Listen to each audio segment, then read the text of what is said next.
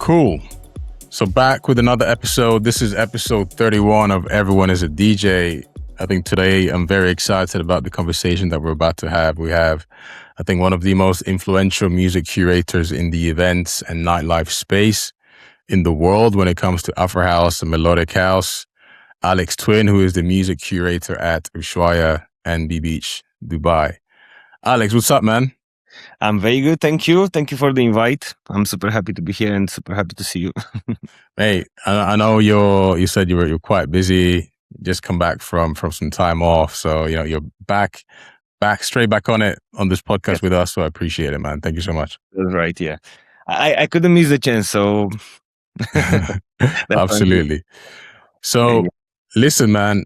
Of course, right now, Afro House, we know how hot it is. We know the energy, the interest that is in the space.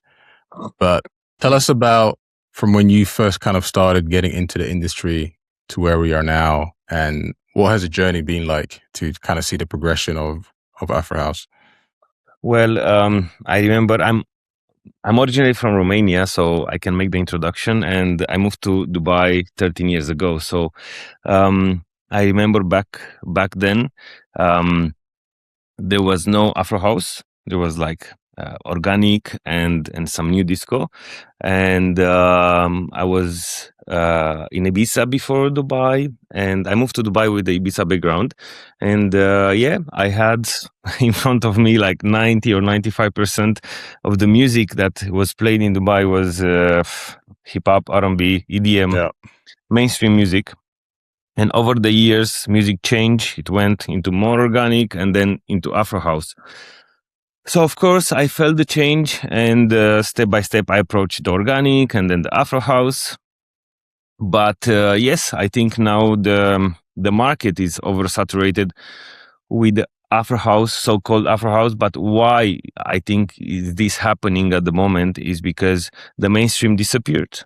And all the music from the mainstream moved into Afro House remixes, Afro House edits, and everyone, like, let's say you have an R&B song, right? And you put an Afro House beat, or you make it electronic, and you call it Afro House, but actually, in essence, is not an Afro House song, right? Sure. So that's why people now they're saying, okay, Afro House is too much. And I think the music now started to change, but I still believe the pure Afro House will always stay there. Yeah, I think so too. I think with the remixes, that was definitely, I think like a year ago, the remixes was out of control. I think now a bit more creativity is coming back, and people are also kind of refining themselves and what they actually liked instead of following trends. But in terms of the artists that you're booking now, I think 2 years ago it was very much Afro House, artists like Alex One, obviously Francis, Shimza. I think those were the ones that were kind of defining the sound. But how has it changed now? Is it a bit more indie dance? Is it a bit more melodic? What are you looking for in artists now in terms of sound?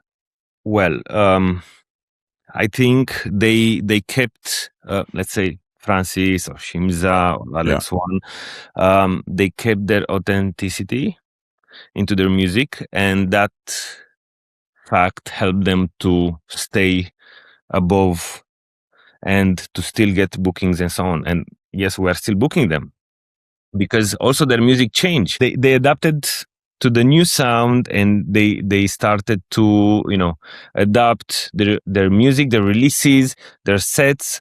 But yes, I think indie dance is coming very strong, and the melodic house. So now I feel like the three genres that dominates the market is like Afro House, melodic house, and of course indie dance.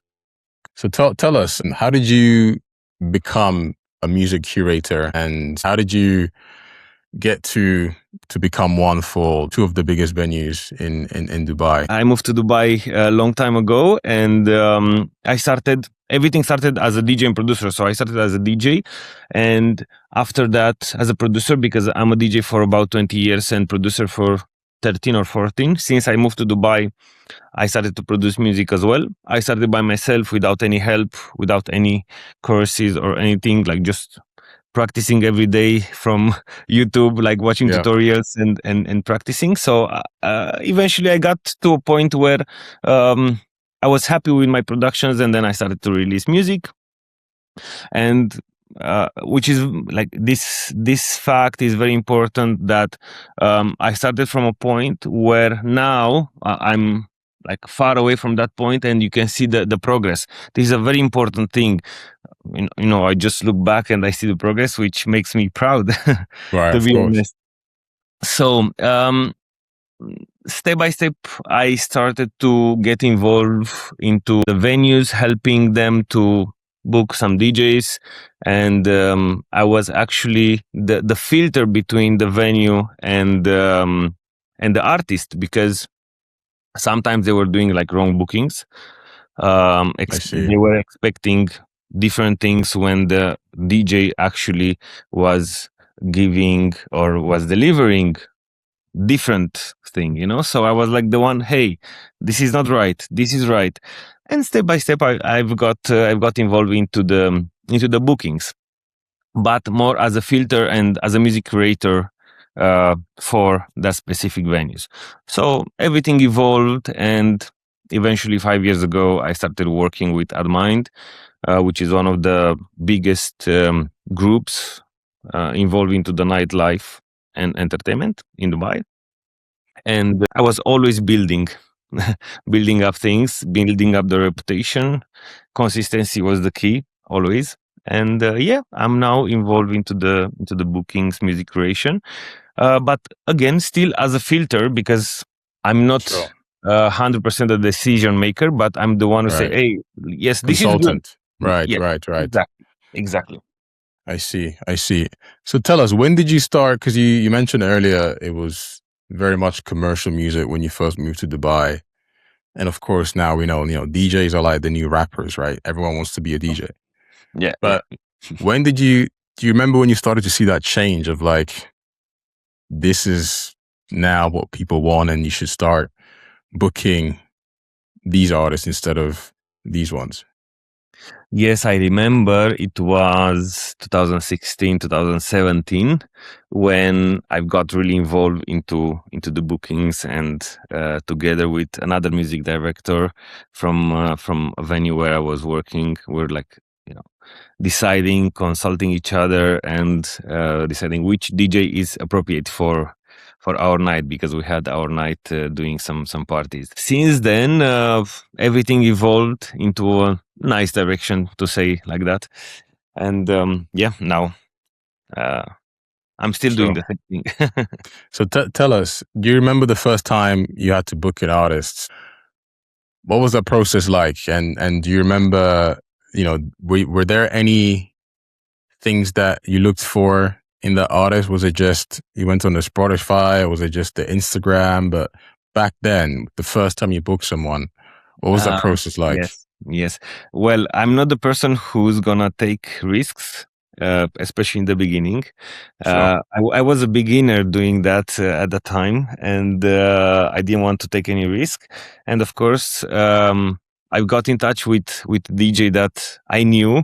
I knew he's a good DJ. I knew he's a good producer. I was listening to his mixtapes or like podcasts on SoundCloud, and I knew that he can deliver good quality set.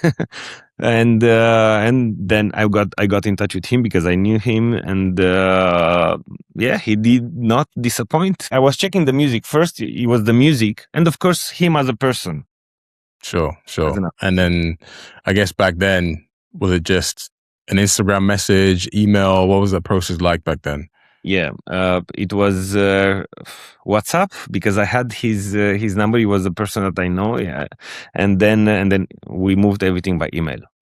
Interesting. Okay, and then tell us that process what that process looks like now, because we have so many DJs and artists that want to get to play at the venues that you curate, right? So when you are analyzing and assessing artists to put on your lineup, to curate, to put forward, right, to your venues, what do you look for? Have you got like an Excel spreadsheet? Is it mainly like on social media?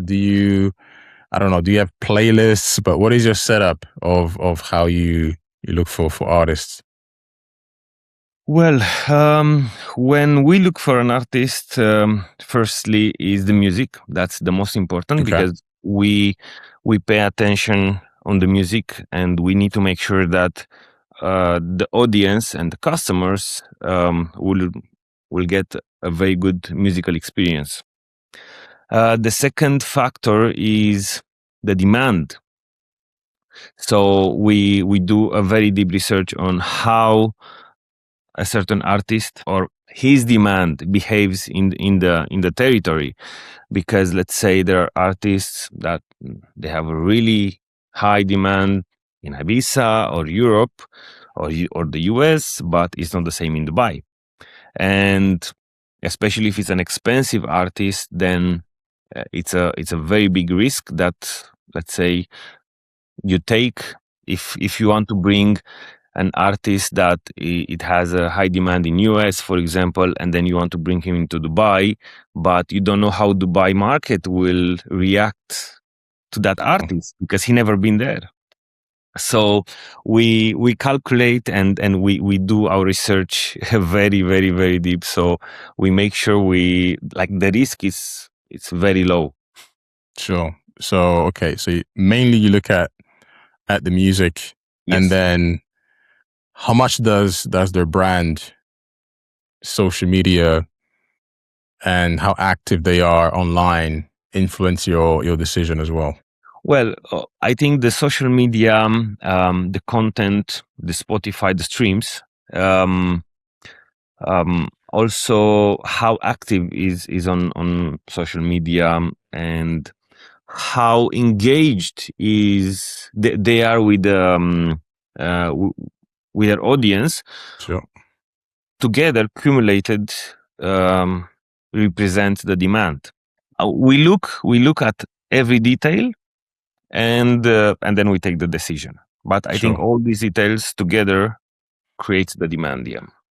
And then I think I'm quite interested to know how you guys kind of spread out the levels of DJs that you book, right? So in a certain month, how many top DJs are you booking, and maybe mid-level to low level? Like, how do you kind of spread that out? Because I'm sure every day you're not having the biggest DJ, right? I'm sure there's a level of allocation finance wise that you have to do. Yeah. This is a very interesting question, because Dubai market has changed a lot in the past, let's say 4 to 5 years.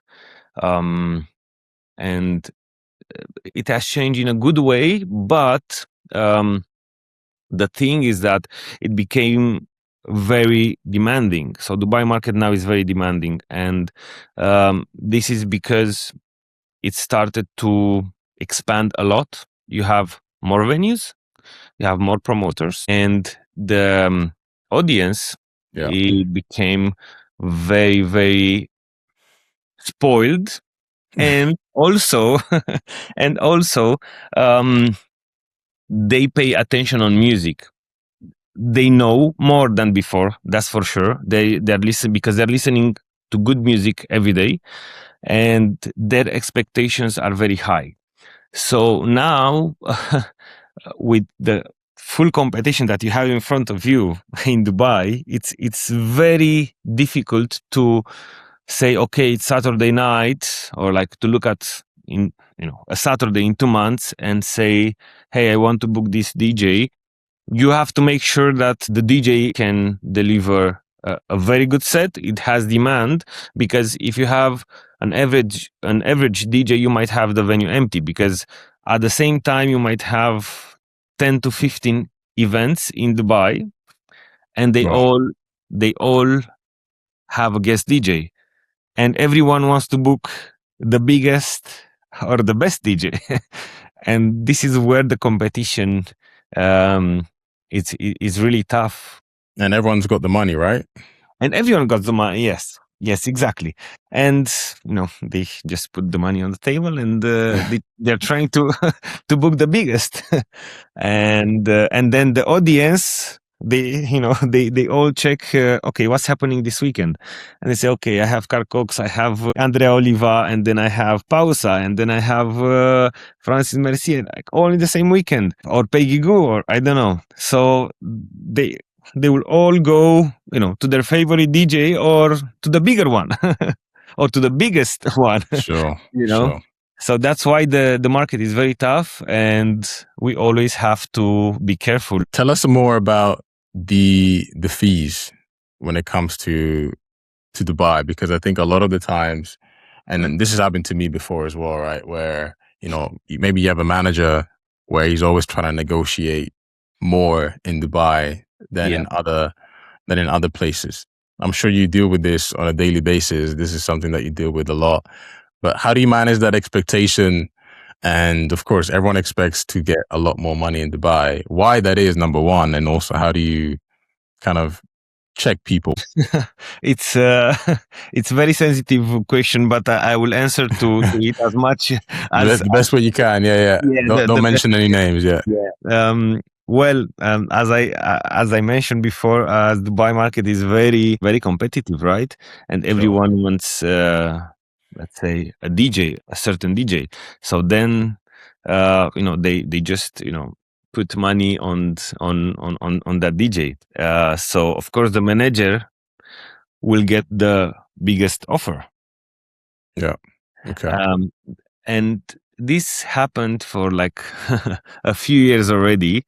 It happens like regularly, and this is the reason actually the managers or the agencies got somehow spoiled, because there is a demand, and when you have a demand, of course the price goes higher. And what I can tell you is that, let's say, if the same DJ will have, let's say, I will not give a name, but I will just DJ will have a fee in Ibiza. That ex DJ will have a different fee in Europe, a different fee in US, a different fee in Dubai. Usually twice the money, or maybe 3 times. It depends the way they negotiate, and of course it depends on the relationship between the promoter or the venue and the management. It depends on the exclusivity. It depends on many factors. But yes, they tend to ask for more in Dubai. Okay, I think let's get into some actual kind of DJs that you've worked with. I wanted to see if you've got any recent stories of DJs that have been at one of your venues and your events in terms of professionalism, right? What do you look for in a DJ, and what are some don'ts, some things that really you shouldn't do as a DJ when you're booked to venues, especially massive venues like yours? But yeah, to DJs that are listening now, what are some do's and don'ts that you should be mindful of? Well, it's very important before everything to be a nice person, because I believe, and this is what I told to all the DJs that I take care of in the company, because there are like around 40 DJs that are under me, and I'm trying to manage them and give them some of my experience. Yeah. I told them, before everything, you must be a good person. And if you're a good person and you're a talented DJ and you produce music, it's impossible that you'll not get good gigs, you'll not get connections and appreciation. Because it's true, I had to deal with very talented DJs, extremely good music, great producers, but their personality and the way they were behaving was not the best. or their managers were creating problems on the booking, and then they were not booked again because they create like it was a tough cooperation. And of course, when you deal with bookings every day, and you have to sort out like 50 bookings for the next I don't know, 6 months, you have to be fast, and the process must be flawless. And sometimes we really had hard times with some of the DJs or the managers, and of course we finalize it, but then we're very careful. So yes, I think it's very important to have a really good approach as an artist, and not only the approach, but you have to be respectful, because in the end we're working in the same industry and we're doing our best to make it smooth, but sometimes it doesn't really work, and we stay away. Yeah, it's a very kind of, it's a people's business, right? It's all relationships, it's all positive energy. It's all about that, yes. Yeah, it's all about that, right? Because again, at the end of the day, everybody's working, right? Obviously, we're having a good time. Obviously, there's music, there's alcohol, there's drinks, whatever. There's beautiful people around, but at the end of the day, it's a working relationship, right? When something goes wrong, someone's gonna blame someone. You're gonna start pointing fingers, and what was, I guess, what looks like a friendship turns sour very, very quickly. And in terms of DJs and promoters and booking agents, when they're reaching out to you, right, what is the best way to do that? And if you were someone's promoter, booking agent, manager, how would you reach out to someone like yourself, and what is the best way to do that? Well, I'm receiving a lot of requests every day. Every day. There is no day without request. And of course, I'm doing my best to answer to all of them. The idea is to reach out not on Instagram, on WhatsApp. Yes, you reach out when you have already a relationship with the promoter, right? Or with the venue, or with the management, and so on. So that is the shortcut when you already have a relationship. But usually by email is the most professional, and this is where you get to see the request, or like you see the email, because I go to the office and I open my emails and I'm checking the emails, and of course I pay a different attention. But when I open my Instagram and maybe I'm driving and I see the message, and I will say, okay, I will answer maybe later because I'm driving, right? And then I forget. Of course. And then they may think that I'm arrogant, or I don't want to answer, or so, but it's nothing like that. It's just the fact that you reach out on the wrong channel. So absolutely. I think the email is the best. Email is the best way. And I think this is very interesting. On average, how many requests are you getting a week? Well, between 10 and 15, maybe. Okay. Out of those 10 and 15, how many are, I guess, valuable inquiries and serious inquiries that you actually consider? Maybe 2 or 3, because usually we're not booking DJs because they ask us to book them. We are booking DJs that we think they might fit and they can bring value through the music, through their following, through their demand, and so on. So mostly like 95% of the bookings are done because we consider that booking is appropriate for us, for our concept and for our vision. So as a let's say, to be honest, if I have to give an advice for the DJs, is that they actually need to stand out somehow, and instead of like losing time on sending messages, hey, can you book me there? Can you book me there? Maybe you want to use this time on making music, good music, consistently, and that will make actually the promoter considering, hey, this DJ, or like even the resident DJ, sometimes I'm getting booked because the resident DJs are playing my music consistently in their sets, warm-ups or main or so on, and they say, "Oh, we are playing so much of your music. Why don't you come and play for us your music?" you know, and that's the best way actually to get booked, to make music and let people know you, and for sure they will book you. I think there's a lot of conversation now about more influencers that are getting bookings rather than actual producers and artists, right? How do you feel about that? I was dealing with some situations few years back. I think now it started to decrease, this percentage of like influencers.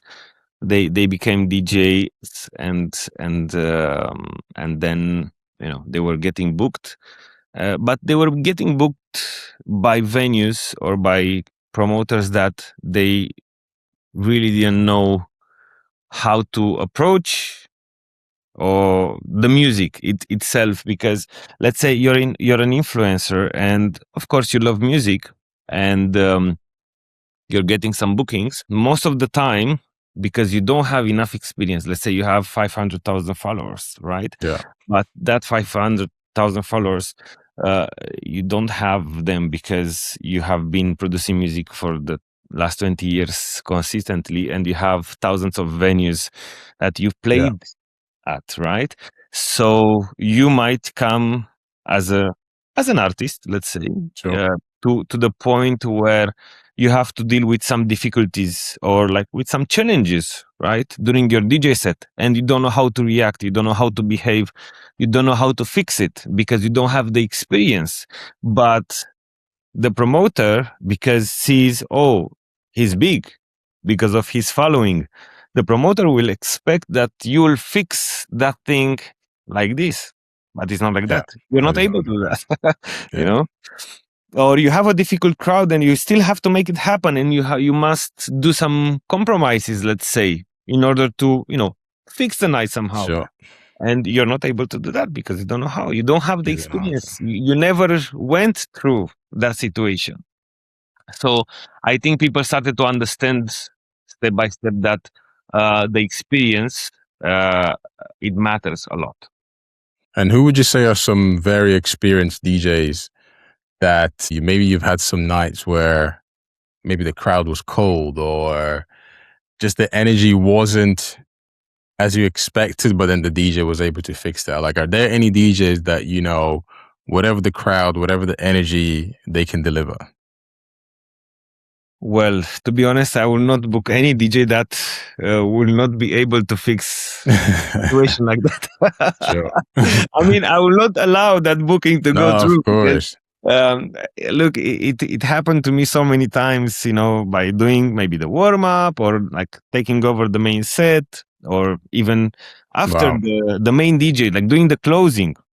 You can imagine you have like DJs like Pausa or Michael Bibi or no, the biggest ones, and then you have to take over after them. That's You tough. yeah, you must do your best, and at least keep the crowd for another hour or Yeah. another hour and a half, and this is very challenging. And of course, I had some situations like this for myself, and it went well. It went well, but yeah, as a DJ, you have to be experienced to be able to play at B Beach. That's for sure. We, Yeah. we don't book really people that I think they will not be able to fix a situation where or adapt or be flexible. Nowadays, okay, you have your music, you have your style, you play your genre or whatsoever, but at the same time, if something goes wrong, if the crowd will not react, what you gonna do? You leave? No, Yeah. you cannot leave. You have to adapt. You have to be able to adapt your set and make it happen, because in the end, it's your reputation, right? Absolutely. Yeah. It's all about the reputation. Yeah. Yeah, it's about keeping, because okay, you produce music consistently and good music, but your DJ set must be at least the same. So yeah, experience will always help you to deliver consistently. Sure. But of course, there's still DJs that have to be booked for the first time at your venues that haven't proven themselves to you or to the venue, right? And a lot of these DJs are listening to this podcast, but how can they put themselves in a position to be considered to be booked at B Beach or Ushuaia, Dubai? And Ushuaia, Dubai, obviously, maybe too high of a step, but maybe like a surf club, right? How can you show that experience online? What does that look like to you so that you kind of feel confident? Oh yeah, I can put this guy maybe as a warm up before a headline DJ. Well, I'm always listening to their music. I'm always doing my research, and I'm listening. I'm trying to listen. Let's say when I ask a DJ or when I ask an agency to send me some music from the specific DJ, I'm always asking for like live sets, right? So let's say in my car while I'm doing stuff in the morning or whenever I have time, I'm listening to live sets. And through the live sets, you can listen to the transitions, you can listen to the music selection, and you listen to the flow, because the flow is really important. As I said before, Dubai audience is really spoiled because they have access to every big DJ from all around the world. And they go to Ibiza, and they go to Tulum, and they go to Mykonos, and then they come to Dubai because they live in Dubai and they understand music. And I think flow is really important, and music selection, and the way you play the music, and when you choose to play certain songs. So I'm listening to all of that. You can listen to a live recording set. And then, if I see, okay, there is a potential, and I'm impressed, because many times I was impressed by DJs that were in the beginning. So of course I invited them to play. And, I opened for them. If it's the first time, I always give them, some insights, let's Some say. insight, some direction. Sure. Yes. I'm not trying to tell anyone what to play. I'm telling them from my experience what it worked for me, and then they can do whatever they want, because in the end, if you did a good gig and you had a good show, then for sure you'll come back. Sure. So live sets. So people need to record their live set, so that gives you a true kind of feeling of how they perform in real life. Yes. Can you tell us some recent live sets that you heard and you were like, yeah, I'm gonna book this guy? Any recent bookings that you like, this guy is really good, or this girl is really good? Yes. Yes, actually, I have received some live sets from some like really new DJs, relatively new DJs, and then I've seen some like stories or posts on Instagram from that set, and I've seen the people reaction, and I was like, oh, I think this will match B Beach, So then we went through all the details, and I'm going to book him. I don't want to give names because you're not giving us names. I was like, who is it? Okay, you can't give names. You can't. Yeah. But what about in the past? People that you've booked, if you can, that you kind of heard of a live set, maybe you hadn't booked before, but seeing them and hearing that convinced you? Well, I need to think about it, because usually, like in the past, like all the big DJs that we did, we knew them from before, or knew that they will do a great set. So I had no reason to listen to their live sets. But yes, usually I'm listening all the time, live set, and sometimes I'm surprised, sometimes I'm disappointed. No, listen, I definitely want to get some names of people that you like listening to or hearing or watching live, Because, for me, I've seen Shimza play many, many times. Obviously, Yeah, Black Coffee played many, many yeah. times. Kitty Amore. I've got DJs that if you were to ask me, stand behind them in the booth, just watch them for 2 hours play, I can give you those names for me, right?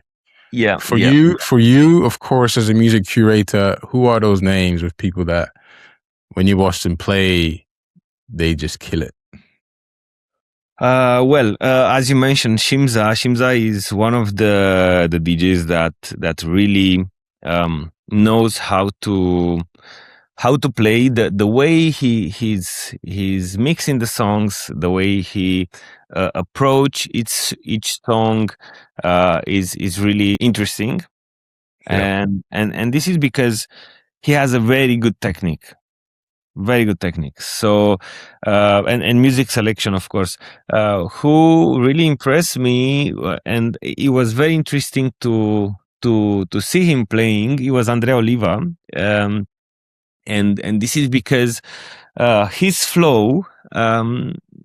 It was actually one of the best I ever heard. Think about playing like 2 hour set, and maybe he was mixing more than 40 or 50 tracks sometimes, In like 2 hours. in 2 hours. Yes, because sometimes he goes with a new song, like it can be in the break, it can be after 2 minutes of the previous song, like he just goes with the next song, but with a flow that like you don't understand how the Yeah, song changed. sure. So this is because of his techniques, like Yeah. the way he's mixing and the way he's entering, and he knows his music very well, because sometimes if the key if the key is off, then it will sound really bad, especially when you play melodic and you have chords Yeah, and so on. absolutely. Yeah. But his flow was like unbelievable, and of course it was something very interesting for me. I usually approach the music differently, and I like to let the music flow from the beginning until the end. But sometimes, of course, I've got inspired and I tried it and it worked, but it requires a lot of attention, and of course you must know your music. You must know your music. Yeah, yeah. Really. Do you find that DJs, when they're bringing in another track, sorry, in the break, do you think that's because maybe it's not working and they're like, okay, let me fix this quickly? Or No, why do you think that is happening in sometimes? his case, it was because like he wanted to surprise, because let's say he mixed the next song into the break, okay, and then he came back with the previous song after the song Oh, the second wow. song finished. So it was like mind blowing.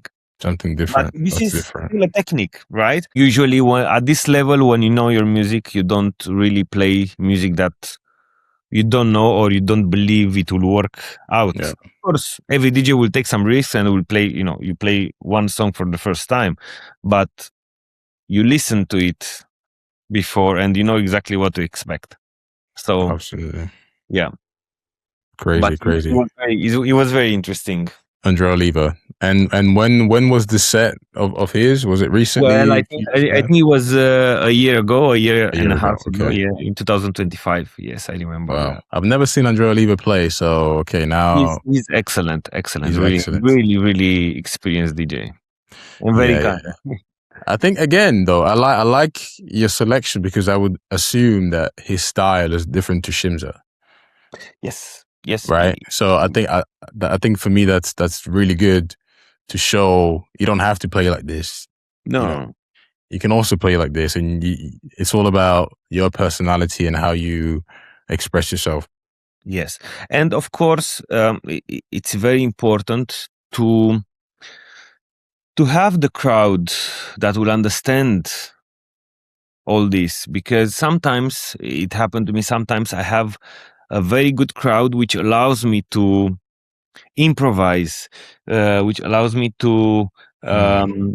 to exit from my comfort zone and do crazy stuff, and they will like be actually interested in to see and listen to what I'm doing. And sometimes the crowd is quite stiff and they react to what they know, and then you cannot really express yourself that much because the crowd doesn't allow you, the audience doesn't allow you, so it's very sensitive. Yeah. How would you say the Dubai crowd is in comparison to, I guess, other hotspots around the world? Earlier you mentioned Tulum, Mykonos, Ibiza, and also how does a DJ that wants to get to the level of being booked at your venues and being active 3-4 times a week, how do they have to adjust their music knowledge accordingly, right? Because Yeah, I think it's there's similar crowds, but it's different, right?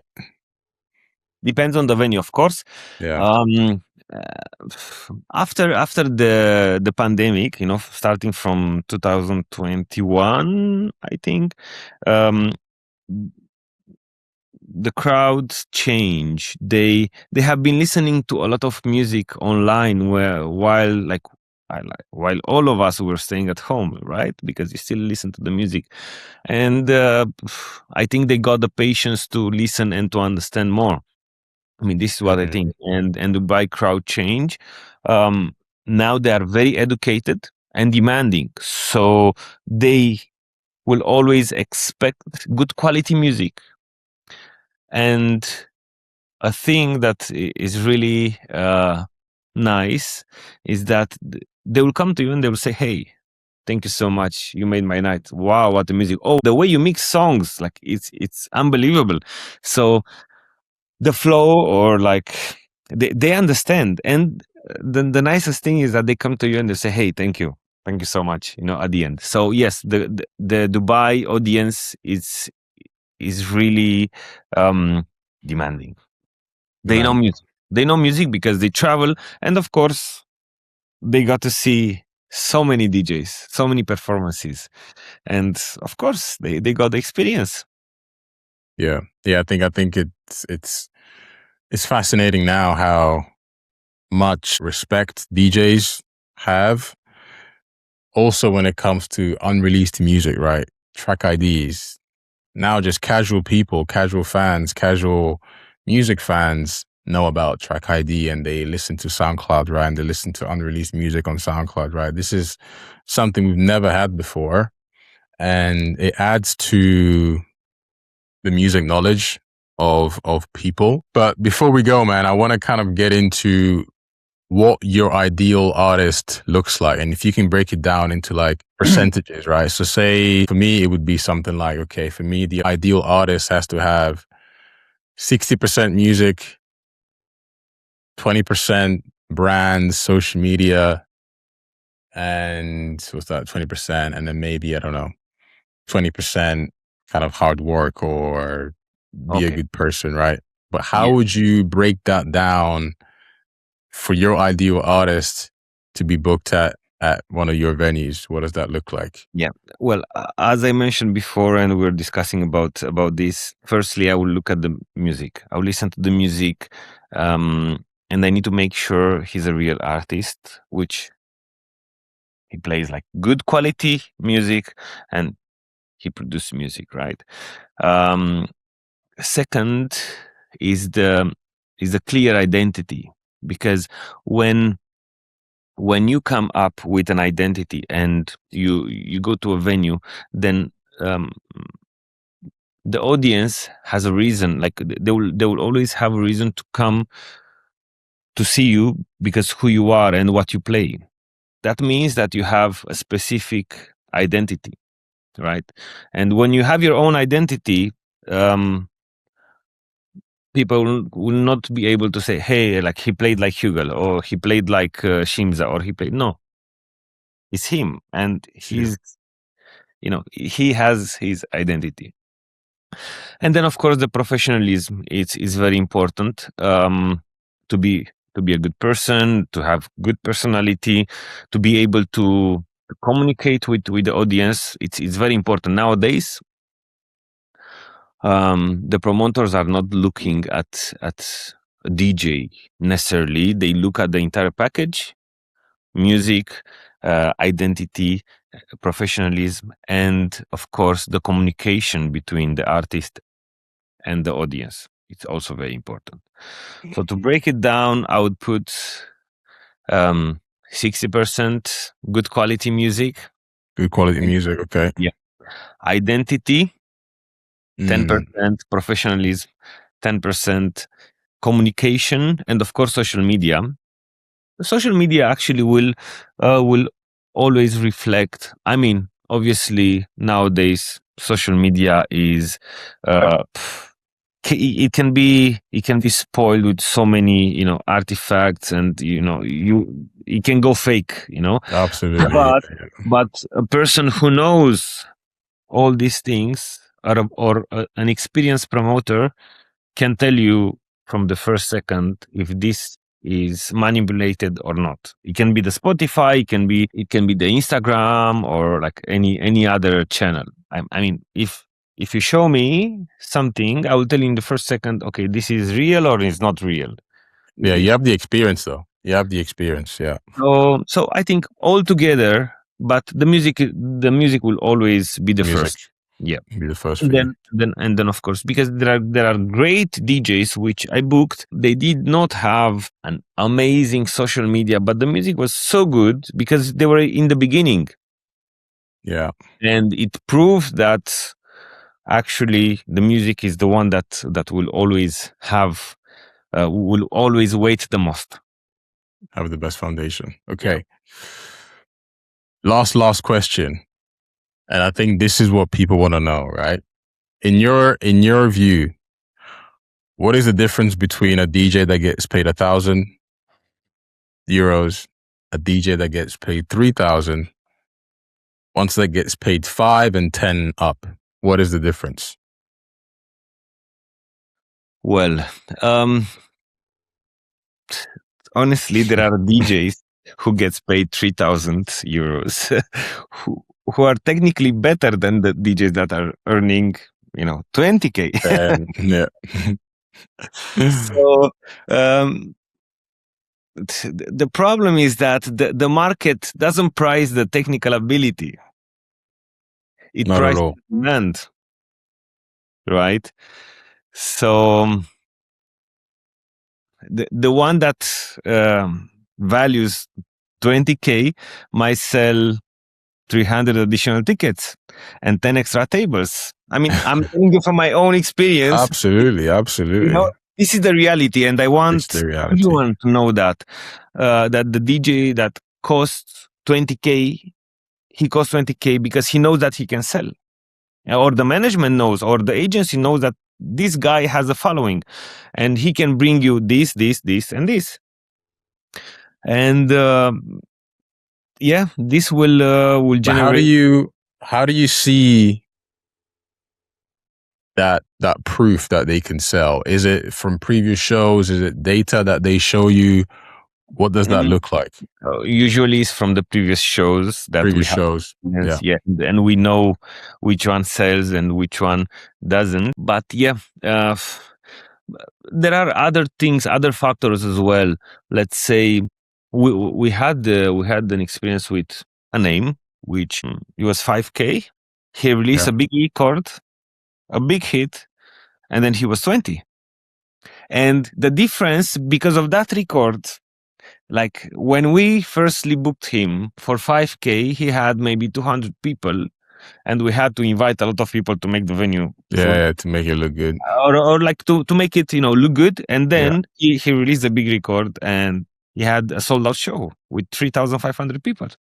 So let's say a big record, it was a major factor, and a realistic one, of course, because like he did a sold out show, he asked for the 20K, and it was worth it. It made sense. Right? So it can be a big record, and I think everyone is aiming for that. As a side, advice, I think it's really important for the producers, new DJs, producers, to make music that other DJs will play it. That's the most important. you of course you have the music that you'll be happy to play it, and other DJs will play it, because let's say there are so many situations when like newcomers, they did a big record, Kanye Music played it, and then they went to the roof, right? Just because one song, One one record, just because they were getting the support from the biggest. So yeah, I think as an advice, yeah, just make music, good quality music consistently, and make sure other DJs will play it. So if they will play it, for sure you get so much exposure. Absolutely. Alex, man, thanks for your time. I think for there's so having much me. knowledge in this one. We need to have you back at some point. Maybe we do a live podcast, maybe in Dubai. For But sure. listen, man, thank you so much. Thank you so Speak much. soon. Have a nice day. For sure. We'll speak soon. Cool, man. Peace. Yeah.